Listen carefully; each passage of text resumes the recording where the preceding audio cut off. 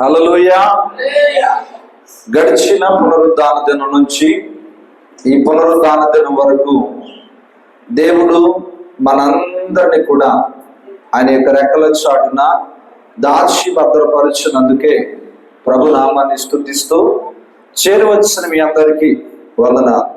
దేవునికి స్తోత్రం. హల్లెలూయా, హల్లెలూయా. కొద్ది నిమిషాలు నేరుగా వాక్యాన్ని జ్ఞాపకం చేసుకుందాం. పరిశుద్ధ గ్రంథము నుంచి మొదటి రాజుల గ్రంథము, పరిశుద్ధ గ్రంథం నుంచి మొదటి రాజుల గ్రంథము 18వ అధ్యాయము. మొదటి రాజుల గ్రంథము 18వ అధ్యాయము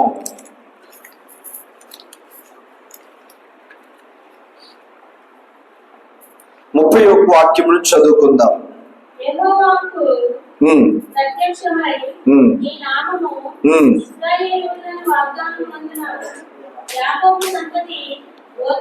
మొదటి రాజుల గ్రంథం 18వ అధ్యాయం 30వ వాక్యం. అప్పుడు ఏలియా నా దగ్గరకు రండని జనులందరితో చెప్పగా జనులందరూ అతని దగ్గరికి వచ్చి అతడు కింద పడద్రోయబడి ఉన్న యెహోవా బలిపీఠమును బాగు చేసి, దేవునికి స్తోత్రం. ఇది మనందరికీ చాలా పరిచయమైన మాట. చాలా సార్లు దీన్ని మనం జ్ఞాపకం చేసుకున్నాం. దేవుని సన్నిధిలో ఎన్నిసార్లు ఈ వాక్యాన్ని చదువుతున్నా ఏదో ఒక క్రొత్త అనుభవాలను పరిశుద్ధాత్మ దేవుడు మనకు నేర్పిస్తూనే ఉన్నాడు. దేవునికి స్తోత్రం. హల్లెలూయా, హల్లెలూయా. ఏదైనా ఒక పుస్తకాన్ని ఒకసారి చదివేశాము అంటే రెండోసారి చదవడానికి ఇంట్రెస్ట్ ఉంటుందా? ఒక పుస్తకం కొనుక్కున్నాం, పుస్తకాన్ని పూర్తిగా చదివేస్తాం, కానీ రెండవ మారు ఆ పుస్తకాన్ని చదవాలంటే చాలా మందికి ఏం చేస్తుందంటే ఇంట్రెస్ట్ ఉండదు.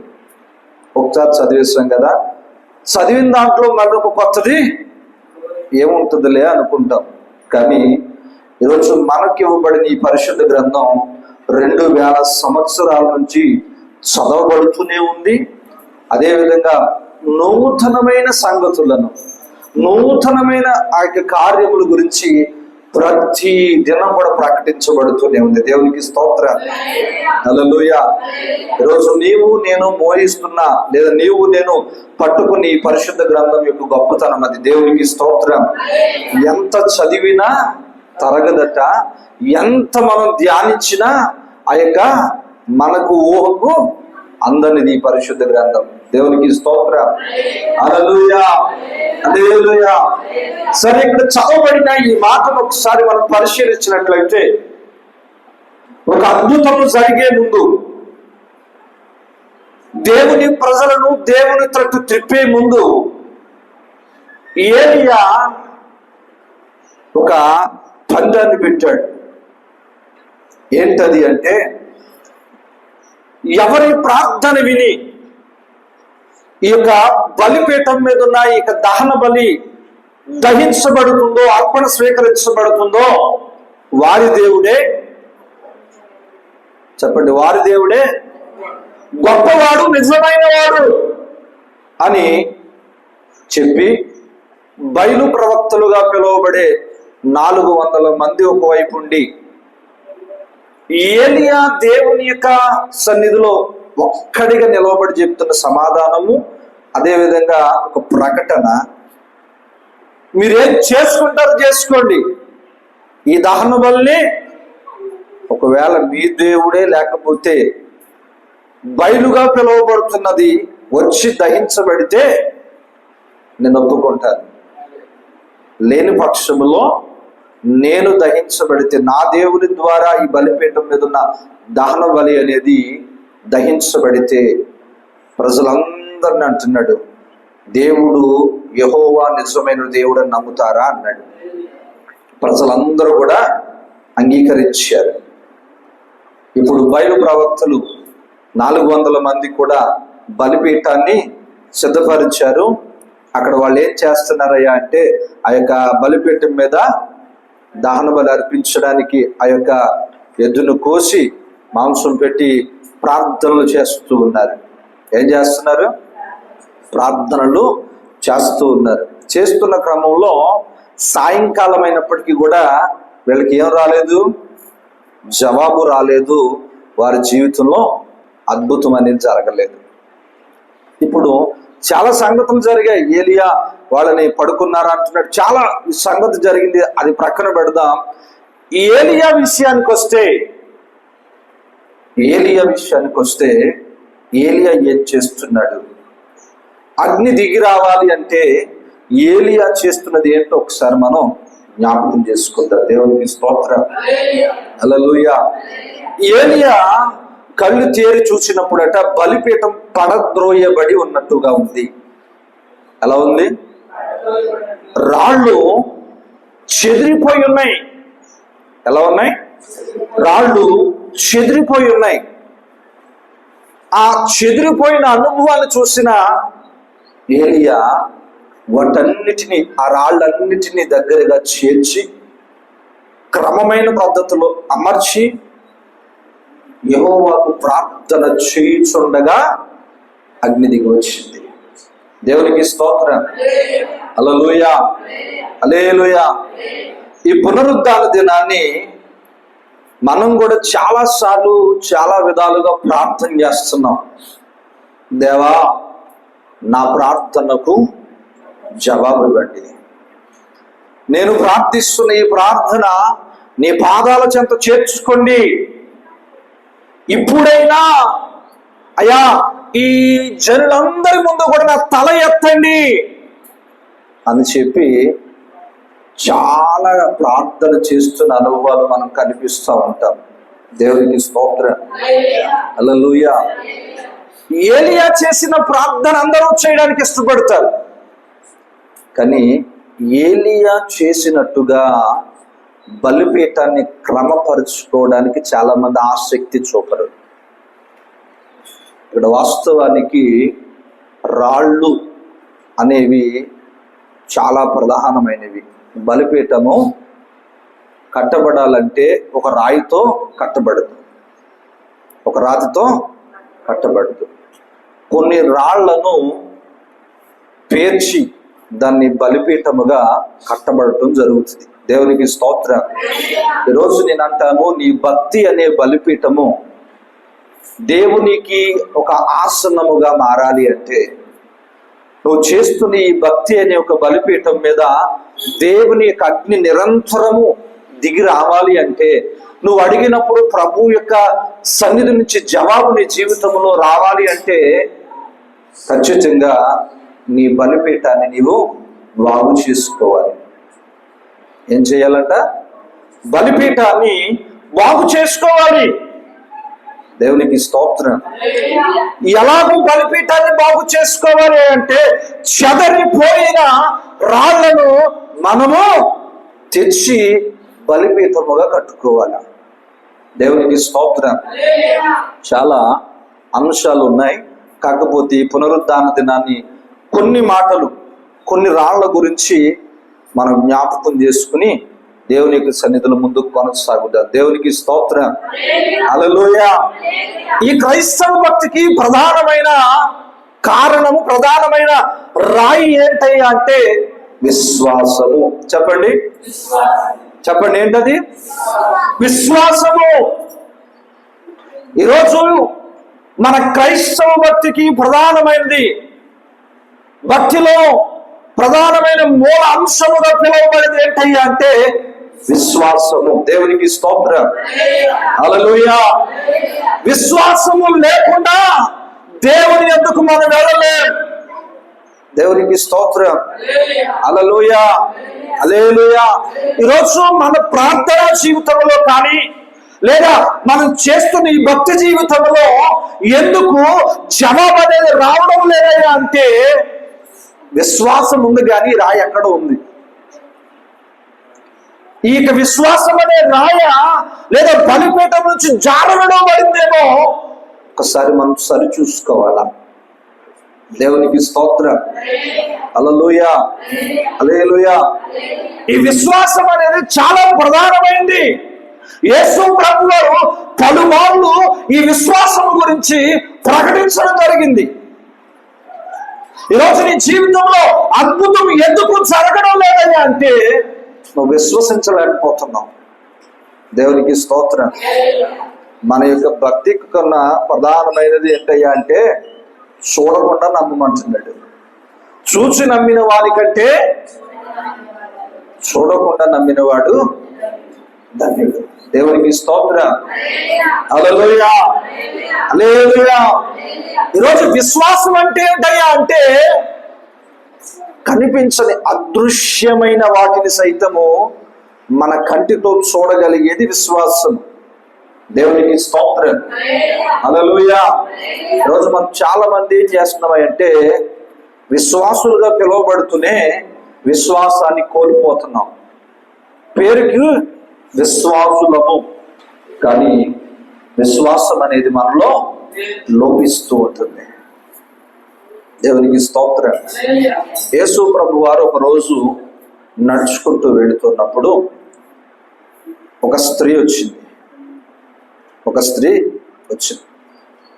ఆ యొక్క స్త్రీ ఏం చెప్తుందంటే, అయ్యా ఇదిగో నా యొక్క బిడ్డ అనారోగ్యంగా ఉన్నాడు కనుక సహాయం చేయండి.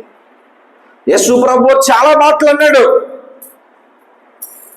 ఇదిగో ఆ యొక్క రొట్టెలు బల్ల కిందన పడతాయి, అవి కుక్కలు తింటాయి.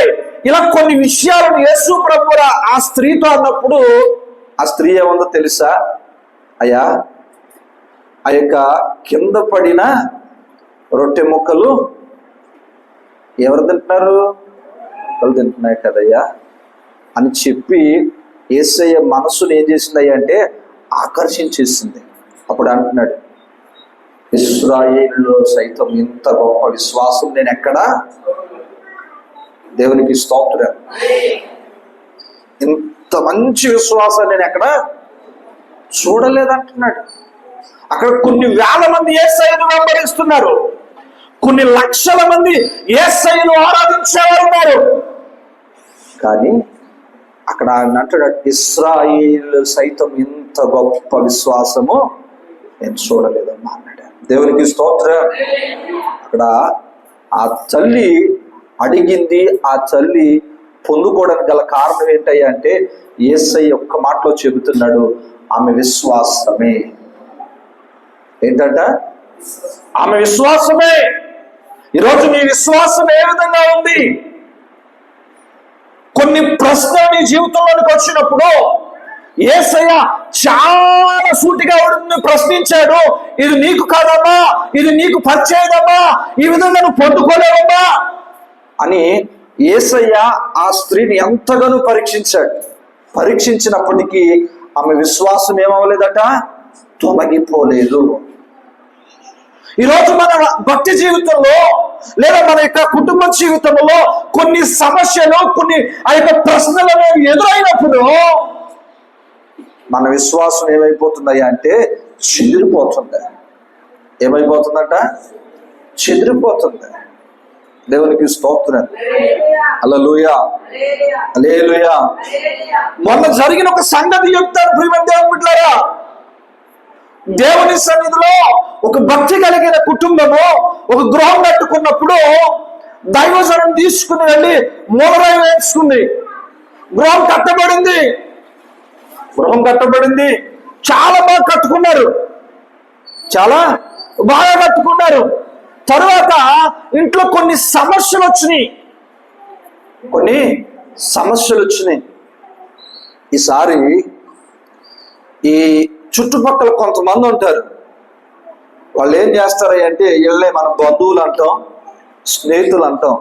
వీళ్ళు ఏం చేస్తారంటే వచ్చిన వాళ్ళు ఆదరించవలసింది పోయి మరొక 4 మాటలు వేయడం, లేదా కొత్త సలహాలు నువ్వు ఎప్పుడు వెళ్ళని దారికి లేదా నువ్వు వెళ్ళని ప్రాంతానికి వెళ్ళమని చెప్తారు.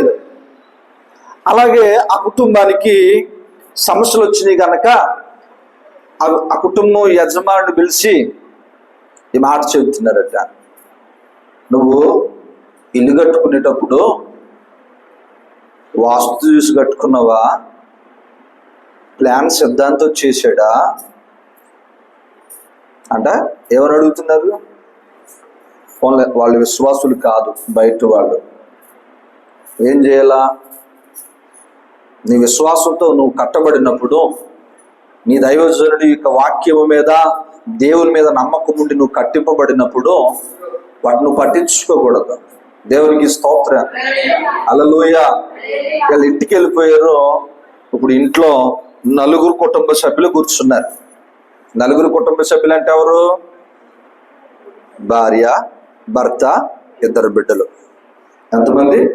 నలుగురు కూర్చుని మాట్లాడుకుంటున్నారట. నిజమే కదా? ఇందాక అక్క ఇలా చెప్పింది, మనం ఏమీ చూసుకోకుండా ఇల్లు కట్టేసుకున్నాం అని ఆ యొక్క భర్త మాట్లాడుతున్నాడు. ఇంతలో భార్య ఏమనాలా, ఏంటయ్యా ఎన్నాళ్ళు సంతోషంగా బ్రతికి ఇప్పుడు వచ్చిన చిన్న కష్టానిక మనం మరలా దేవుని సన్నిధిలో ఇలా అవిశ్వాసులు అయిపోకుండా ఉండకూడదు కదయ్యా అని చెప్పాలి. భర్తకి భార్య చెప్పాలి. కానీ ఇప్పుడు భార్య ఆలోచనలో పడిపోయింది. ఆ రోజు ఏం మాట్లాడలేదట. భోజనం చేసేటప్పుడు మౌనంగా ఎవరి కాళ్ళు తినేశారు. ఇప్పుడు పిల్లలేమో పిల్లల గదికి వెళ్ళిపోయి పడుకున్నారు. భార్య భర్తలు ఇద్దరు కూర్చున్నారట. కూర్చుంటే, ఏవయ్యా ఇందాక ఏదో అన్నావు కదా, నాకు ఎందుకో నిజమే అనిపిస్తుంది, నాకు ఎందుకో నిజమే అనిపిస్తుంది అని చెప్పి ఆ యొక్క భార్య కూడా ఏం చేసిందంటే భర్తతో పాటు ఏకీభవించి ఇప్పుడు సిద్ధాంతం తీసుకురావడానికి వెళ్ళింది. మరి పగలైతే అందరూ చూస్తారు కదా, మరి అమ్మ బైబిల్ ఎట్టుకు వెళ్తుంది, మరి సిద్ధాంతం దగ్గరికి వెళ్తుందని ఆ రాత్రే సిద్ధాంతం దగ్గరికి వెళ్ళారట. సిద్ధాంతం అన్నాడు, వచ్చి చూశాడు, అమ్మా ఇంట్లో అన్నీ బాగానే ఉన్నాయి కానీ గుమ్మాలు పెట్టవలసిన స్థానంలో గుమ్మాలు లేవమ్మా, ద్వారానికి ఆ యొక్క వీధికి సంబంధం లేకుండా పెట్టారమ్మా అని చెప్పి ఆ వ్యక్తి ఇప్పుడు అంటున్నాడు, ఈ గోళ్ళన్నీ తీసేయాలి. మళ్ళీ ఏం తీసేయాలా? దేవునికి స్తోత్రం, హల్లెలూయా. ఈ గోళ్ళన్నీ తీసేయాలా అని చెప్పి ఆ సిద్ధాంతం ఒక మాట అనేసి వెళ్ళిపోయాడు. మళ్ళీ కొత్తగా దారుబంధాలు పెట్టాలి, ఇవన్నీ మొదలు పెట్టాలి. ఆ మాట అనేసి వెళ్ళిపోగానే వీళ్ళిద్దరూ కూడా దీన్ని ఎలాగ మనం అమలు పరచాలా? ఇప్పుడు పాస్టర్ గారికి విశ్వాసాలకి తెలుస్తుంది కదా, మరి ఇంట్లో ఇవన్నీ తీస్తున్నామంటే మరి ఎందుకు తీస్తున్నారో వాళ్ళు అడుగుతారు. ఇప్పుడు మనం ఏం చెయ్యాలని చెప్పి సతమతం అయిపోతున్నారట. ఏమైపోతున్నారు? ఈ సతమతం అయిపోతుంటే ఇంతలో ఆ ఇంట్లో ఇద్దరు పిల్లలు ఉన్నారని చెప్పాను చూడండి. ఆ యొక్క కుమారుడు బయటకు వచ్చి ఈ విధంగా అంటాడు, అమ్మా ఒక మాట చెప్తాను, ఏమనుకో కదమ్మా అన్నాడు. చెప్పమ్మా అంటే ఆ తల్లితో ఆ కుమారుడు చెబుతున్న మాట, ఈరోజు కష్టం వచ్చిందని చెప్పి సిద్ధాంతం తీసుకుని వచ్చి ఈ విధంగా చూస్తున్నాం కదా, మన ఇంట్లోనికి వచ్చిన తర్వాత ఇల్లు కట్టుకున్న తర్వాత ఖాళీ చేతులతో వచ్చిన మనం పొలం కొనుక్కున్నాం అన్న మాట మర్చిపోయాం, ఈరోజు నాకు ఉద్యోగం వచ్చిందన్న మాట మర్చిపోయాం, ఈరోజు రేపు ఉండే చిన్ని సమస్యలను బట్టి నువ్వు ఈరోజు నీ విశ్వాసాన్ని కోల్పోయేదానిగా అయ్యావు కదమ్మా. ఒక మాట చెప్తాను, ఈరోజు మన ఇంటికి వచ్చిన సిద్ధాంతి గారి ఇల్లు ఎవరిదో తెలుసా? క్రైస్తవునిదే అన్నాడు. ఈ సిద్ధాంతి గారు ఉండే ఇల్లు ఎవరిదయ్యా అంటే ఒక క్రైస్తవుడిదే. దేవునికి స్తోత్రం. హల్లెలూయా. ఎందుకు చెప్తున్నానయ్యా అంటే ఈరోజు మన విశ్వాసం ఏమవుతుందయ్యా అంటే సన్నగిల్లిపోతుంది. ఎన్నిట్లో చిన్న చిన్న కారణాలు బట్టి, ఏదో పెద్ద వాటి విషయాల్లో కాదు. మనం ఏం చేస్తున్నాం అంటే చిన్న చిన్న కష్టం వచ్చినప్పుడు పొందుకున్న వాటిని మర్చిపోతున్నాం. ఈలోపు మనకి ఎగదోసేవాళ్ళు 60 మంది అయితే మనం పడిపోతే చూడాలని చూసిన 150 మంది ఉంటారు. దేవునికి స్తోత్రం. హల్లెలూయా. కానీ వాక్యం ఏం చెబుతుందో తెలుసా?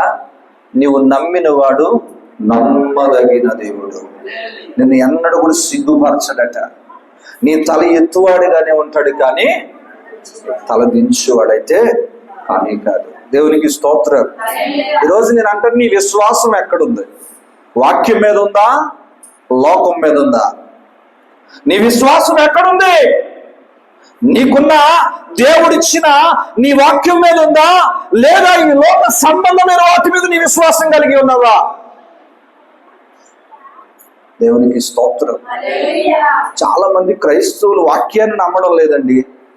చాలా మంది క్రైస్తవులు వాక్యాన్ని నమ్మడం లేదు, కానీ ఈ లోక సంబంధంగా ఎన్నో కార్యాలుగా పిలువబడుతున్న వాటి వైపు మొగ్గు చూపుతున్నారు. ఇవ్వకూడని చోట వారి చేతులను అప్పగిస్తున్నారు, నడవకూడని చోట నడుస్తూ ఉన్నారు. వారి విశ్వాసం అంతటిని కూడా ఏం చేయబడుతుందంటే కింద పడగదోచుకుంటున్నారు. ఇంక వీళ్ళకి ప్రార్థనకు జవాబు ఎలాగొస్తుంది? అక్కడ కూడా నిలవగలిగిన వాడే కదా నిజమైన విశ్వాసం అని కలిగిన వాడు. నీవు దేవుని సన్నిధిలో విశ్వాసాన్ని ఎప్పుడు పంచుకుంటావు అంటే నువ్వు కష్టంలో కూడా, నీ శ్రమలో కూడా దేవుని యొక్క వాక్యమునకు విశ్వాసంగా బ్రతకడమే. దేవునికి స్తోత్రం. ఈ విశ్వాసం అన్న రాయి మన జీవితంలో ఉందో లేదో తెలియకుండా ప్రార్థన చేస్తాం. ఉంటాం కానీ విశ్వాసంగా అల్ప విశ్వాసును. కొంతవరకు బాగానే ప్రయాణం చేస్తాం, కొంతవరకు బాగానే ప్రయాణం చేస్తాం. కొంత దూరం వెళ్ళిన తర్వాత అటు ఇటు చూస్తాం. ఎక్కడ పడిపోతున్నాం? లోకం అనే సముద్రంలో పడిపోతున్నాం. ప్రారంభంలో భక్తి జీవితంలో నీ అంత విశ్వాసం మరి ఎవరికి ఉండేది కాదు, కానీ ఇప్పుడు కొంచెం భక్తిలో ముందుకెళ్ళావు కదా, ఇప్పుడు మనం ఏం చేస్తున్నామయ్యా అంటే ముందు చూడకుండా అటు ఇటు చూస్తున్నాం. దానికి అర్థం ఏంటి? మనతో పాటు ఎవరైనా వస్తున్నారా, లేకపోతే బయట ఏం జరుగుతుంది, వాళ్ళు ఎలా పొందుకుంటున్నారు అని చూస్తున్నావు, కానీ నీ ముందున్నది ఒక గొప్ప విలువైనదని మనం గ్రహించలేకపోతున్నాం. దేవునికి స్తోత్రం. హల్లెలూయా, హల్లెలూయా. చెప్పండి. బలిపీఠపు లేదా భక్తి అనే బలిపీఠములో ప్రధానమైనది మొదటిది ఏంటయ్యా అంటే విశ్వాసము. ఈ మాట విశ్వాసం లేకుండా మనం దేవుని చూడడం కూడా అసాధ్యం. హెబ్రీయులకు రాసిన పత్రిక 11లో అంటాడు, విశ్వాసము లేకుండా దేవుణ్ణి చూడడం అసాధ్యమైంది. మరి ఈరోజు భక్తి ఎందుకు చేస్తున్నావు అని అంటే ఆ దేవుని చూడడానికే కదా. అవునా కాదంటారా? నిత్యము ఆయనతో పాటు ఉండడానికి, ఆ ధవళ వద్ద సింహాసనం మీద కూర్చున్న యేసయ్యను చూడడానికి కదా ఈరోజు భక్తి అంతా చేసేది. మరి ఈరోజు నీ భక్తి పనికిరానిది అంటున్నాడు విశ్వాసం లేకపోతే. దేవునికి స్తోత్రం. హల్లెలూయా. ఈరోజు ఎందుకు ఈ మాట చెబుతున్నానంటే ఈరోజు క్రైస్తవ కుటుంబాలుగా పిలువబడుతున్న వారు చాలా మంది వాక్యం మీద ఆధారపడడం లేదు, వాక్యాన్ని నమ్మడం లేదు, కానీ మనుషులు చెప్పే మాటల మీద, మనుషులు చెప్పే కార్యాల మీద వారి దృష్టి నిలుపుతున్నారు. అందుకనే కొన్ని క్రైస్తవ కుటుంబాలు లోకంలో కలిసిపోతున్నాయి. ఎందుకయ్యా అంటే వారి విశ్వాసం అనేది బలముగా లేక. దేవునికి స్తోత్రం. ఈరోజు మనం చాలా మందిని చూస్తున్నాం, దేవుళ్ళలోనికి రావడం, భక్తిలో కొనసాగడం, బాప్తిస్మాలు తీసుకున్న తర్వాత వారికి కలిగిన కష్టాలను బట్టి వాళ్ళు అంటారు, ఇదిగో మీరు దేవుడు నమ్ముకున్న తర్వాత మీకు ఈ కష్టాలు వచ్చినాయి, దేవుడు నమ్ముకోవడం వల్ల మీకు లాభం ఏంటి? అలాగే వీళ్ళు ఎక్కడ దూకేస్తారంటే మళ్ళీ యూటర్న్కి వెళ్ళిపోతున్నారు. నీ విశ్వాసం అలా ఉండకూడదు, స్థిరముగా ఉండాలి. దేవునికి స్తోత్రం. అప్పుడు దేవుని అగ్ని నీలోనికి దిగి వస్తుంది. దేవునికి స్తోత్రం. హల్లెలూయా, హల్లెలూయా. రెండవ రాయి, బలిపీఠంలో రెండవ రాయి ఏంటయ్యా అంటే ప్రార్థన. చెప్పండి, ప్రార్థన. దేవునికి స్తోత్రం. ప్రార్థన పరిస్థితులను మార్చేది. ఈరోజు నువ్వు ఎంత దీనస్థితిలో ఉన్నా, లేదా నువ్వు ఎంత అట్టడుగు స్థితిలో ఉన్నా, నువ్వు ఎన్ని కష్టాల్లో ఉన్నా సరే, మోకరించి దేవుని సన్నిధిలో నువ్వు ప్రార్థన చెయ్యి. నీ బలిపీఠాన్ని క్రమంగా అమర్చుకుని ప్రార్థన చెయ్యి. దేవుడు నీ జీవితంలో ఎన్ని అద్భుతాలు చేస్తాడు. దేవునికి స్తోత్రం. హల్లెలూయా. ఈరోజు ప్రార్థన ఉండదు చాలా మందికి. బైబిల్ ఎట్టుకొచ్చేస్తారు, ఆదివారం ఆరాధనకి కబోర్డులో ఉన్న బైబిల్ దులుపుకుని వచ్చేస్తారు. మరి కొంచెం మంది తెల్ల దస్తులు ధరించేసుకుని వచ్చేస్తారు. నేనంటాను, నీ భక్తిలో ప్రార్థన లేకపోతే మనం ఎదుగుదలలో ఉండలేము. దేవునికి స్తోత్రం. ఎవరి భక్తులు ప్రార్థన చేసేది ఊరికినే ప్రార్థన చేశారా? దానియేలు 3 సార్లు చేశాడు, దావీదు 7 సార్లు చేశాడు అంటే వాళ్ళకి పని పాట లేక చేశారంటారా? ఏమండి, మేము ప్రార్థన చేసుకుంటున్నామండి, కుటుంబ ప్రార్థన చేసుకుంటున్నాం, ప్రతి ప్రార్థనకు వస్తున్నాం. మరి వ్యక్తిగత ప్రార్థన ఎక్కడుంది? నీ వ్యక్తిగత ప్రార్థన ఏది? నువ్వు దేవునితో వ్యక్తిగతంగా గడిపే సమయం ఏది? ఈరోజు వ్యక్తిగత ప్రార్థన ఉండదు. గుంపులో ప్రార్థన చేస్తాం, ఆ గుంపు ఇక్కడ ప్రార్థన చేసుకుని వెళ్ళిపోతాం. ఇంక ఈ ప్రార్థన ఇదే వారం దాకా కొనసాగించేలా. ఏంటంటే ఆదివారం ఆరాధనలో జరిగిన ఈ ప్రార్థన చేసుకుంటాం, ఇంక ఇంటి దగ్గర ప్రార్థన ఉండదు, వ్యక్తిగత ప్రార్థన ఉండదు. ఇక మరి బలిపీఠంలో ఉండవలసిన ఈ ప్రార్థన అనే రాయి మన జీవితంలో చెదిరిపోతే బలిపీఠం మీదకి దేవుడు అగ్ని దింపుతాడంటారా? దింపడం.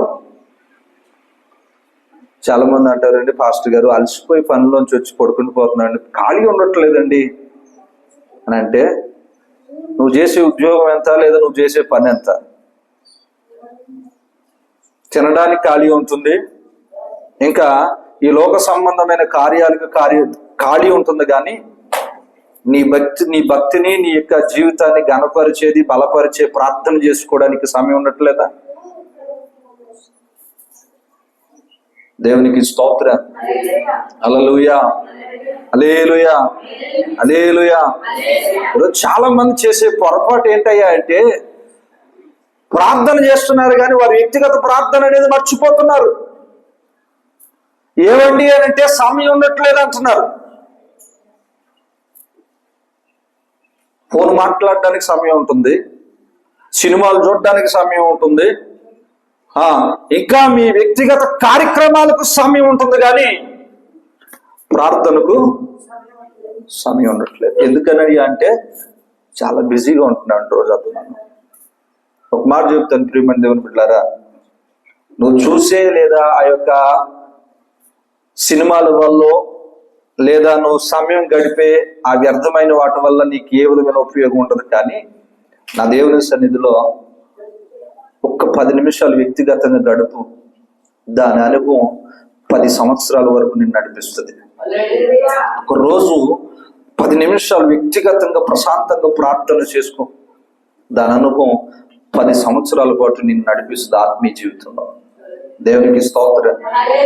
హల్లెలూయా, హల్లెలూయా, హల్లెలూయా. ఈరోజు చాలా మంది ప్రార్థనకు వస్తున్నారు, ప్రార్థన చేస్తున్నారు, కానీ మన పరిస్థితి ఎలా ఉందయ్యా అంటే పైనున్న ఈ వస్త్రాలని చూసుకుంటున్నాం, పైన ఈ బాహ్య రూపాన్ని చూసుకుంటున్నాం, కానీ లోపలున్న ఈ యొక్క అంతరంగములోనున్న దేవుని యొక్క హృదయాన్ని మనం పట్టించుకోవడం లేదు. గూడుకి రొంగేస్తున్నాం కానీ లోపల చిలకకు విత్తనాలు పెడతలేదు, భోజనం పెట్టట్లేదు. అంటే మనం గుంపులో ఉన్నప్పుడే. మరి వ్యక్తిగత ప్రార్థన అంటే భయం వేస్తుంది కొంతమందికి. దేవుడు మాట్లాడేది ఏం మార్చుకోవాలని కొంతమంది. ఏంటంటే దేవుడు మాట్లాడితే ప్రార్థన చేస్తే దేవుడు మాట్లాడతాడు, ప్రార్థన చేస్తే మాట్లాడే దేవుడు. కాబట్టి ప్రార్థన, వ్యక్తిగత ప్రార్థన మరీ ఎక్కువ చేసినా దేవుడు మాట్లాడితే ఏం మార్చుకోమంటాడని కొంతమందికి భయం. కొంతమంది ఎలా ఉంటారు అంటే ప్రార్థన చేసే వాళ్ళని చూడలేక ప్రార్థన ఇంకెప్పుడు ప్రార్థన చేసుకుంటావా అని కొంతమంది. బయట వాళ్ళు కాదండి, దేవుని సన్నిధిలో దేవుని యొక్క వాక్యం వింటున్న కుటుంబాల్లోని పరిస్థితులు. ప్రార్థన చేస్తుంటే ఇంకెప్పుడు ప్రార్థనైనా నువ్వు చేసుకోవు, చేసుకునే వాళ్ళని చేసుకున్నావు. నీ బలిపీఠం ఎలాగ క్రమంగా లేదు. కనీసం నీ పిల్లల బలిపీఠమైనా క్రమంగా కట్టబడడానికి వారు దేవుని సన్నిధిలో మోకరించినప్పుడు నువ్వెందుకు వారి బలిపీఠాలను పాడు చేయాలని ప్రయత్నిస్తున్నావు? ఈరోజు ఒక మాట చెప్పిన ప్రియమైన దేవుని బిడ్డలారా, ప్రార్థన చేసుకునే వాళ్ళకి నువ్వు ఎప్పుడైనా ఏదైనా ఆటంకం కలిగిస్తే నువ్వు ఒక దుష్టునితో సమానం. దేవుని యొక్క ప్రార్థన, దేవుని యొక్క కార్యాలకు ఆటంకం కలిగించేది ఎవడయ్యా అంటే దుష్టుడు, అపవాదిగాడు, సాతానుగాడు. ఈరోజు నేను అంటాను, ఒకవేళ నీ కుటుంబంలో నీ పిల్లలు కావచ్చు, నీ భర్త కావచ్చు, నీ భార్య కావచ్చు, ప్రార్థన చేసుకునేటప్పుడు నువ్వు కానీ ఆటంకంగా ఉంటే నువ్వు పెద్ద సాతాన్ని ఇంటికి ముందు నువ్వు మారు, అప్పుడు నీ కుటుంబం మారుతుంది. నేను అందుకని ఎవరైనా ప్రార్థన చేసుకుంటున్నారు అనుకోండి, ఒకవేళ ఎక్కడికైనా వెళ్ళినప్పుడు సైలెంట్ గా ప్రక్కన కూర్చుంటారు కానీ వీళ్ళు మాట్లాడు. ప్రార్థన అయిపోయిన తర్వాతే వాళ్ళతో మాట్లాడతారు. ఇక్కడే కాదు, నేను ఎక్కడికి వెళ్ళినా ఒకవేళ అక్కడ ఎవరైనా ప్రార్థన చేసుకుంటూ ఉంటే సైలెంట్గా వెళ్ళి కూర్చుంటారు ప్రార్థన చేసుకునేటప్పుడు. దేవునికి స్తోత్రం. ఎందుకని? మనము ఒకరికి ఆటంకంగా ఉండకూడదు. ఎందుకని? వాళ్ళు దేవునితో గడుపుతున్నారు, దేవునితో సహవాసంలో, దేవుని ప్రార్థనలో ఉన్నారు గనక మన వారిని ఆటంకపరచకూడదు. ప్రార్థన నీ పరిస్థితిని మారుస్తుందని భక్తులు చెబుతుంటే ఈరోజు ఎంత చేసినా ఈ గుంపు ప్రార్థనలు అలాగే ఉంటుందయ్యా అంటే ఈరోజు నీ వ్యక్తిగత ప్రార్థన ఎక్కడుంది? దావీదు 7 మార్లు చేసినా, దానియేలు 3 మార్లు చేసినా వాళ్ళు వ్యక్తిగత ప్రార్థనే. అది ఏంటంట?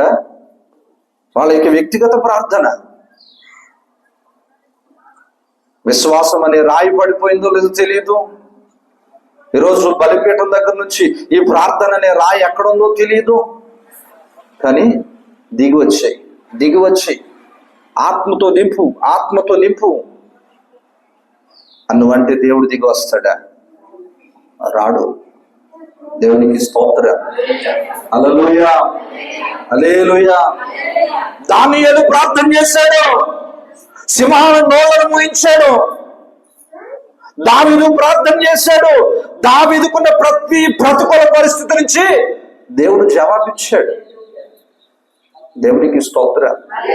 షడ్రక్, మెషక్, అబేద్నెగో ప్రార్థన చేశారు, అగ్నిగుండములో నుంచి వాళ్ళు సురక్షితంగా బయటకు వచ్చారు. ఈరోజు నేను అంటాను, నీ ప్రార్థన వల్ల నువ్వు సురక్షితంగా ఉండగలుగుతున్నావా లేదా?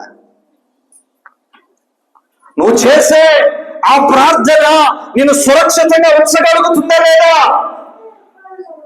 చాలా మంది ప్రార్థన చేస్తున్నారు కానీ వ్యక్తిగత ప్రార్థన అనేది ఏం చేస్తున్నారట? ఉందో లేదో తెలుసుకోలేకపోతున్నారు.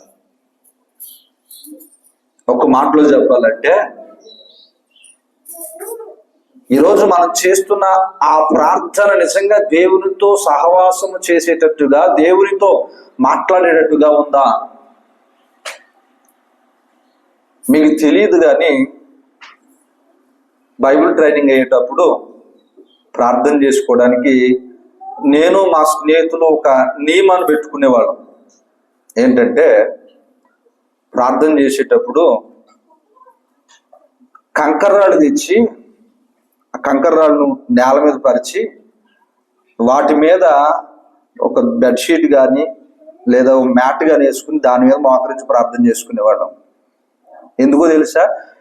ఈ సమయంలో లేదా ఈ మోకాళ్ళ అనుభవాన్ని మరలా మేము ఎక్కడ కోల్పోతామో, మేము ఎక్కడ పాడైపోతామో అని చెప్పి బైబిల్ కాలేజ్ రకరకాలుగా ఉండేవి. వాటిలో మేము ఎక్కడ పడిపోతామో లేదా వాటి పరిస్థితుల నుంచి ఎక్కడ దూరం అయిపోతాం అని చెప్పి నేను ఇంకొక ఇద్దరం ప్రతిరోజు 10:45 తర్వాత లైట్లు ఆపేసి పడుకోవాలి ఎవరికి వాళ్ళు. కానీ 10:45 తర్వాత అందరూ పడుకున్న తర్వాత మేమిద్దరం కూడా ఒక చోటకు చేరి మోకరించి ప్రార్థన చేసుకునేవాళ్ళం. ఒకరోజు మా వార్డెన్ చూసి మమ్మల్ని తిట్టాడు. ఏంటంటే 10:45 తర్వాత ఎవరు పడుకోవాలి, అందరూ కూడా ఎవరు కూడా మెలకుగా ఉండకూడదు.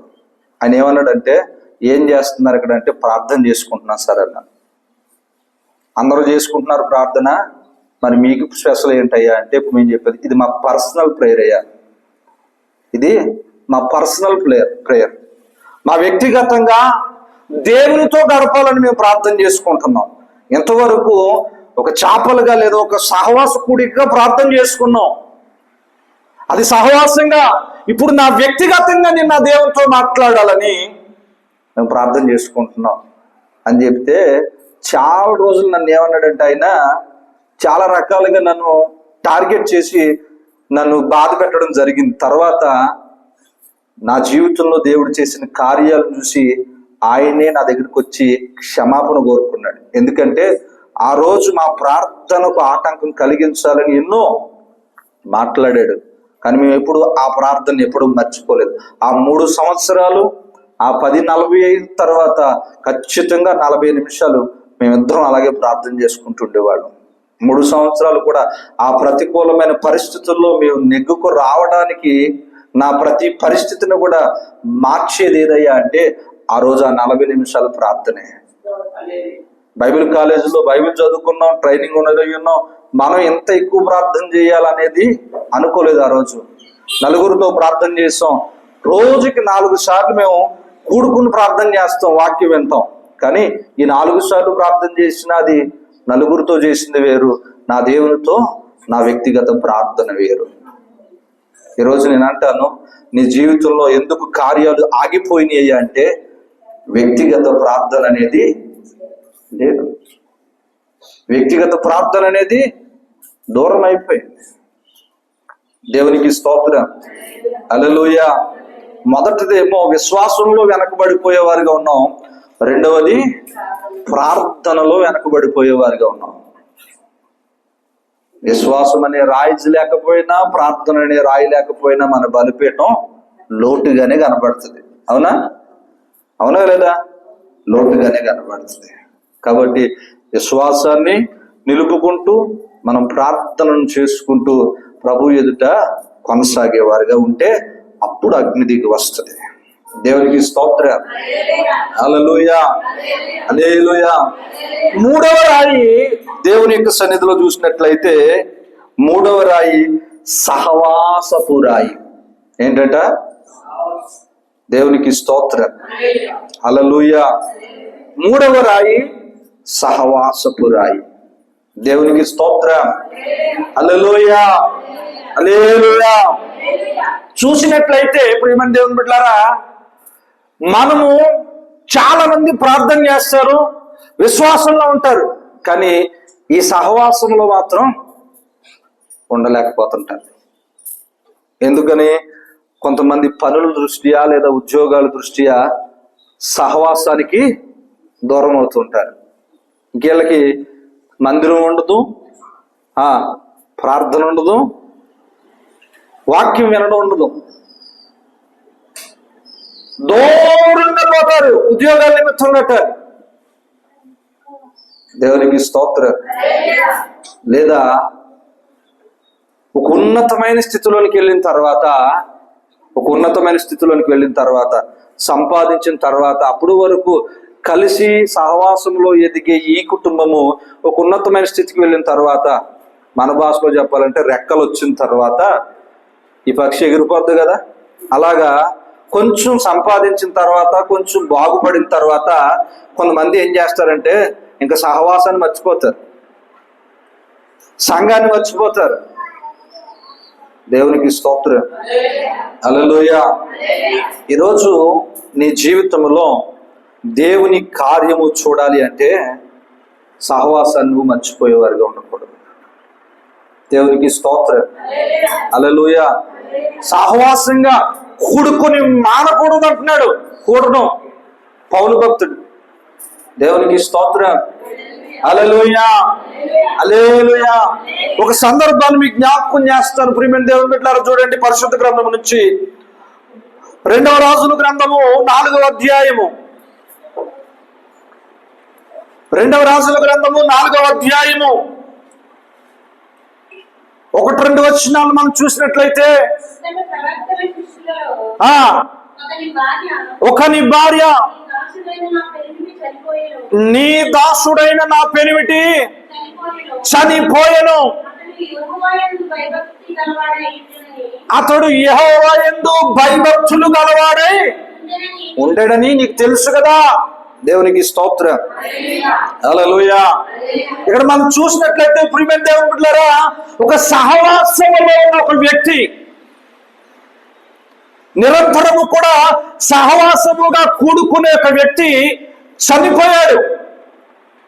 ఏం చేయబడ్డాడు? చనిపోయాడు. చనిపోయినప్పుడు ఆ కుటుంబము కొన్ని అప్పులు పాలైపోయింది. ఏమైందంట మనందరికీ తెలుసు. అప్పుల ఇంటికి వచ్చేసారు. ఎక్కడికి? అప్పుల ఇంటికి వచ్చేసారు. ఇంటికి వచ్చేసి అంటున్నారు, నీ భర్త చేసిన అప్పులు, మా ఆయన సేవ నిమిత్తం ఎన్ని అప్పులు చేశాడు మనకు తెలియదు, కానీ నీ భర్త చేసిన అప్పులు తీర్చలేనందున నీ బిడ్డలు నేను దాసులుగా తీసుకెళ్ళిపోతున్నాను అని చెప్పి వాళ్ళు చెప్పినప్పుడు ఈ తల్లి ఏం చేసిందయ్యా అంటే, భర్త ఎక్కడైతే సహవాసంగా ఉండేవాడో, భర్త ఏ యొక్క సహవాసములో బలపరచబడ్డాడో అక్కడికి పరిగెత్తుకుంటూ వెళ్ళిపోయింది. సేవకుని దగ్గరికి వెళ్ళిపోయింది. అయ్యా, ఇది నా పరిస్థితి. తన కష్టం అంతా చెప్పుకుంది. ఈరోజు సహవాసంలోనేనండి మన కష్టం అంతా చెప్పుకోగలం. దేవునికి స్తోత్రం. హల్లెలూయా. నీ కొరకు ప్రార్థించగలిగేవారు ఆ యొక్క సహవాసంలోనే ఉంటారు. దేవునికి స్తోత్రం. హల్లెలూయా. హల్లెలూయా. భర్త గురించి, తనకు కలిగిన పరిస్థితి గురించి చెప్పినప్పుడు దైవజనుడు ప్రార్థన చేశాడు. ప్రార్థన చేసి అక్కడ ఒక అద్భుతమైన రీతిలో ఆ కుటుంబం పోషించబడిందని రాయబడింది. అక్కడ నూనె ఉందని చెప్పడం, ఆ నూనె కొరకు పాత్రలు తీసుకుని రమ్మన్నాడు. ఆ పాత్రలు తీసుకొచ్చి నా తల్లి ఇంట్లో పెట్టి ప్రార్థించి ఆ యొక్క నూనెను, ఆ యొక్క బొట్టును ఏం చేసింది, ప్రతి యొక్క ఖాళీ పాత్రలో పోసుకుని వెళ్ళగా అది నిండుకుండగా మార్చబడిపోయింది. దేవునికి స్తోత్రం. హల్లెలూయా. హల్లెలూయా. ఒక మాట చెప్పిన ప్రియమైన దేవుని బిడ్డలారా, అక్కడ తల్లి పోసినందుకు కాదు, కానీ ఆ తల్లి పోస్తున్న సందర్భంలో ఆ తల్లి కొరకు అక్కడ సహవాసంగా ప్రార్థన చేస్తున్నారు. ఎక్కడ? సేవకుని దగ్గర, ఆ యొక్క ఎలీషా దగ్గర కొంతమంది శిష్యులు ఎలీషా కూడుకుని, అయ్యా నీ పాద సన్నిధికి, నీ సహవాసాన్ని మర్చిపోకుండా వచ్చిందయ్యా, ఇదిగో తండ్రి తప్పకుండా సహాయం చేయండి, అద్భుతము చేయండి, ఆశ్చర్యక్రియ జరిగించండి అని అక్కడ తల్లి విశ్వాసంతో ఆ నూనె బొట్టును వేస్తుండగా సంఘమంతా కలిసి ప్రార్థించడం ప్రారంభించారు. దేవునికి స్తోత్రం. హల్లెలూయా. సంఘమంతా కలిసి ప్రార్థించడం ప్రారంభించారు. దేవుని ద్వారా అద్భుతం ఏమిటయ్యా అంటే, ఆ నూనె అమ్మి మిగిలిన దానితోనట వారి బ్రతుకు దినం అన్ని గడిపేశారట. దేవునికి స్తోత్రం. సహవాసముల శక్తి అలాంటిది. ఈరోజు చాలా మందిని కోల్పోతున్నారు. చాలా మంది సహవాసానికి దూరంగా వెళ్ళిపోతున్నారు. దేవునికి స్తోత్రం. హల్లెలూయా. సహవాసం అనేది నీకు వెన్నుముక్క లాంటిదండి. ఎలాంటిది? ఎలాంటిది? వెన్నుముక్క లేకపోతే నువ్వు నిలబడగలవా? లేదు, నిలబడలేము. నీ కొరకు ప్రార్థించే ఒక సహవాసం లేకపోయినా మన భక్తిలో నిలబడలేము. దేవునికి స్తోత్రం. అందుకనే ప్రతి దైవజనుడికి ఒక ఆత్మీయ తండ్రి ఉంటాడు, ప్రతి దైవజనుడికి ఆత్మీయ సంఘం ఉంటుంది. ఎందుకని?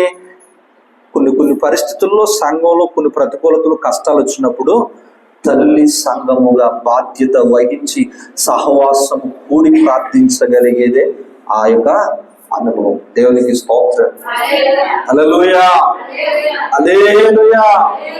ఈరోజు మనం ఏం చేస్తున్నాం అంటే రెక్కలు వస్తే ఎగిరిపోయినట్టుగా మన కొరకు ప్రార్థన చేసిన వాళ్ళు మర్చిపోతుంటాం, మనకు సహాయం చేసిన వాళ్ళు మర్చిపోతుంటాం, మనకు ఆ యొక్క ప్రతికూల పరిస్థితుల్లో మనం వెన్ను తట్టిన వాళ్ళు మనం మర్చిపోతుంటాం.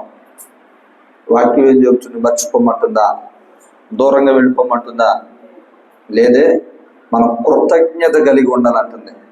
ఎలా ఉండాలట? కృతజ్ఞత కలిగి ఉండాలి. దేవునికి స్తోత్రం. హల్లెలూయా, హల్లెలూయా. ఈరోజు ఈ 3 అంశాలు జ్ఞాపకం చేసుకుని ప్రియమైన దేవుని బిడ్డలారా, బలిపీఠం మీద ఏంటంట? బలిపీఠం అనే ఈ భక్తిలో రాళ్ళు చాలా ఉన్నాయి.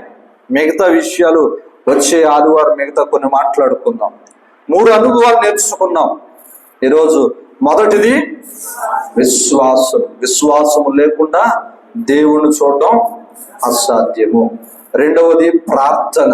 ప్రార్థన అనేది మన జీవితంలో లేకుండా దేవుని యొద్ద నుంచి కార్యాలు చూడడం అసాధ్యం. మూడవది సహవాసము. సహవాసం అనగా, సహవాసం అంటే ఏంటి? సహోదరులతో కలిసి ఉండడము, మనకు కలిగిన సంఘము లేదా మనకు కలిగిన ఆత్మీయులతో కలిసి నడవడము. ఒకవేళ దూరంగా వెళ్ళిపోయినా ఎలా ఉండాలా? మనం దేవుని సన్నిధికి వచ్చేవారిగా ఉండాలి. దేవునికి స్తోత్రం. హల్లెలూయా, హల్లెలూయా. కొన్ని మీటింగ్స్కి వెళ్ళినప్పుడు ఆశ్చర్యం అనిపిస్తుంటది. ఏంటంటే కొన్ని మీటింగ్స్కి వెళ్ళినప్పుడు ఆశ్చర్యం అనిపిస్తుంది. ఎందుకనంటే ఆ మీటింగ్స్ కొరకు ఆ విశ్వాసులు ఎంత దూరంలో ఉన్నా సరే ఆ చర్చిలో ఉపవాస కూటాలు పెడుతున్నారంటే, ఆ చర్చిలో ఏదైనా కూటం జరుగుతుందంటే ఆ విశ్వాసులు ఎంత దూరానన్నా వచ్చి హాజరవుతుంటారు. అది నిజమైన సహవాసం. దేవునికి స్తోత్రం. హల్లెలూయా, హల్లెలూయా. ఒకరోజు ఒక మందిరానికి వాక్యం చెప్పడానికి వెళ్ళా. 2 రోజుల కూటాలు. ఎన్ని రోజులు? 2 రోజుల కూటాలు వాక్యం చెప్పడానికి వెళ్ళా. సహవాసం గురించి ఒక మాట చెప్పి ముగించేస్తారు. ఆ కూటాలకి ఒక తల్లి కువైట్ నుంచి వచ్చింది. కేవలం ఉపవాస కూటాల నిమిత్తమే పనిలో పర్మిషన్ అడిగి బోల్డ్ ధనం వెచ్చించి కూటాలకు వచ్చింది. 2 రోజుల కూటాలకి చాలా ధనం వెచ్చించి వచ్చింది. అప్పుడు పాస్టర్ గారే అన్నారు, అమ్మా ఈ సంవత్సరం కాదు, వచ్చే సంవత్సరం వద్దు కదమ్మా, ఇంత డబ్బు పెట్టుకుని 2 రోజుల కూటాలు రావాలి, వచ్చే సంవత్సరం 4 రోజులు పెడదాం అనుకున్నాం అన్నాడు నా ఎదురుగుండగానే. ఆమె చెప్పింది ఏంటో తెలుసా? అయ్యా, ఈరోజు అక్కడ నేను క్షేమంగా ఉన్నాను అంటే, ఈరోజు అక్కడ నేను సంతోషంగా బ్రతకగలుగుతున్నానంటే, నేను 4 రూపాయలు సంపాదించగలుగుతున్నానంటే ఈ సహవాస ప్రార్థనేనయ్యా, ఈ సహవాస కూటాలేనయ్యా. ఈరోజు నన్ను మీలో ఒక్కనిగా చేర్చి నా కొరకు నిరంతరం ప్రార్థిస్తున్నారు కదయ్యా. ఈరోజు ఇందులో నేను లేకపోతే అక్కడ ఎంత సంపాదించినా వ్యర్థమే కదయ్యా నా మా తల్లి. ఈరోజు చాలా మంది ఏమంటారంటే, ప్రార్థన ఉంటే 10,000 రూపాయలు పని వస్తుందంటే ఖచ్చితంగా ప్రార్థనకు పనికి పారిపోయే వాళ్ళు ఎందరో. కానీ సహవాసము వీడకుండా నిరంతరము సహవాసంలో గడిపితే ఉన్న గొప్ప అనుభవం ఏంటయ్యా అంటే, నిన్ను వెన్నంటి నడిపించేదే సహవాసము. దేవునికి స్తోత్రం. అందుకనే పౌలు గారు కూడా అంటారు, ఏమని అంటాడు? సహవాసముగా కూడుకొనుట మానవద్దు అంటాడు. దేవునికి స్తోత్రం. కాబట్టి 3 అనుభవాలు బలిపీఠపు రాళ్ళు. ఈరోజు ఒకవేళ నీ విశ్వాసము చెదిరిపోయిందేమో, అక్కడ రాళ్ళు చెదిరి ఉండగా ఏంటంట, రాళ్ళు చెదిరి ఉండగా ఏలియా చూశాడు. ఈరోజు దేవుడు నిన్ను చూస్తున్నాడు. నీలో విశ్వాసం చెదిరిపోయిందో లేదో ఒకసారి జ్ఞాపకం చేసుకో, పరిశీలించుకో. రెండవది ప్రార్థన, వ్యక్తిగత ప్రార్థన చెదిరిపోయిందేమో ఒకసారి జ్ఞాపకం చేసుకో. మూడవది సహవాసపు అనుభవం చెదిరిపోయిందేమో ఒకసారి జ్ఞాపకం చేసుకో. ఈ 3 అనుభవాలు నీలో ఉంటే దేవుని కార్యం ఖచ్చితంగా జరిగిస్తాడు. ఈ 3 కాదు, ఇంకా కొన్ని రాళ్ళ అనుభవాలు ఇంకా మనం ధ్యానం చేద్దాం. ఈ పునరుద్ధాన దినాన్ని ఈ 3 అనుభవాలు నేర్చుకుందాం. ఈ 3 అనుభవాల ద్వారా ఇంకా ముందు కొనసాగుతూ ప్రభు రాకడ కొరకు సిద్ధపడదాం. దేవుడు కొద్ది మాటలు మన అనుభవాలు మనందరినీ దీవించి ఆశీర్వదించును గాక. ఆమేన్. మోకరించండి, ప్రార్థన చేసుకుందాం. ప్రతి ఒక్కరు కూడా ప్రభు ఎదుట అడుగుతుందేవా, ఈరోజు నా ప్రార్థన నీ పాద సన్నిధికి చేరట్లేదు అంటే నా బలిపీఠపులో ఎన్నో లోపాలు ఉన్నాయేమో అయ్యా. నా బలిపీఠపు రాళ్ళు అనేవి చెదరబడిన అనుభవం మేము ఉన్నామేమో అయ్యా. ఇదిగో తండ్రి, నీ సన్నిధిలో మేము ప్రార్థిస్తున్నాము, నీ సన్నిధిలో మేము ప్రార్థిస్తున్నాము తండ్రి. అయ్యా ఇదిగో మా బలిపీఠాన్ని ఎలా కట్టుకోవాలో చెదరిపోయిన అయ్యా, ఇదిగో పాడైపోయిన మా బలిపీఠకు అనుభవంలో నుంచి అయ్యా కట్టలోని అనుభవంలోకి ఎలాగో రావాలో తండ్రి మాతో మీరు మాట్లాడుతున్నందుకు మీకు వందనాలు. అవునయ్యా, ఈ లోకం వస్తున్నాడు, ఈ లోకములో అయ్యా నేను చూస్తూ మా విశ్వాసాన్ని కోల్పోయేవాడిగా మేము అయ్యా. ఇదిగో తండ్రి ప్రభు అయ్యా, ఈ లోక సంబంధమైన వాటిలో గడుపుతూ మా యొక్క వ్యక్తిగత ప్రార్థనలు పోగొట్టుకున్న వారిగా ఉన్నామేమో అయ్యా. ఇదిగో తండ్రి మూడవదిగా అయ్యా, ఇదిగో తండ్రి ప్రభు నీ సన్నిధికి నా యొక్క సహవాసానికి దూరంగా ఉన్నామేమో, అందుకనే మా జీవితాలు కార్యాలు జరగట్లేదు నాన్న. ఇదిగో తండ్రి అందుకనే మా బలిపీఠం మీద నీ అగ్ని కుమ్మరించబడ్డలేదయ్యా. చెదరిపోయిన ఈ అనుభవాలన్నీ కూడా అయ్యా ఇదిగో నీ సన్నిధిలో క్రమపరచుకునే అవకాశం మాకు ఇచ్చినందుకు మీకు వందనాలు. బలిపీఠాన్ని కట్టుకునే అవకాశం ఇచ్చినందుకు మీకు వందనాలు. ఇదిగో తండ్రి, ఈ పాద సన్నిధిలో ఈ విన్న ఈ మాటల ద్వారా మా యొక్క బలిపీఠాలను అయ్యా కట్టుకుని జారిపోయిన ప్రతి రాయిని మరలా మేము నీ యొక్క బలిపీఠంలో తీసుకుని రాగలిగే కృపలను నడిపించమని అయ్యా చేరి వచ్చిన మమ్మల్ని అందరినీ దీవించి ఆశీర్వదించండి. విన్న ప్రతి మాట నా మా జీవితంలో నిర్గతి ఫలింపచేయండి. అయ్యా బిడ్డలు ప్రేమతో అర్పించిన కానుకలు దీవించండి. ఇచ్చిన బిడ్డలకు నూరాంతరాలు గ్రహించి కానుకలు పరిచయంలో వాడుకు దీవించమని యేసు నామమున అడుగుచున్నాము తండ్రి, ఆమేన్. తండ్రి అయిన దేవుని ప్రేమ, కుమారుని యేసుక్రీస్తు వారి కృప, పరిశుద్ధాత్మిక సహవాసము, సహాయం ఇప్పుడు ఎల్లప్పుడూ మనకు లోకమున సమస్త దేవుని బిడ్డలందరికీ సదాకాలం తోడై నడిపించుగాక. ఆమేన్. యేసు రక్తమే జయం, ప్రవేశు రక్తము జయం, ప్రవేశు నామమునకు సంపూర్ణ విజయం కలుగునుగాక. ఆమేన్. అందరికీ వందనాలు. దేవుడు మిమ్మల్ని అందరినీ దీవించునుగాక. ఆమేన్.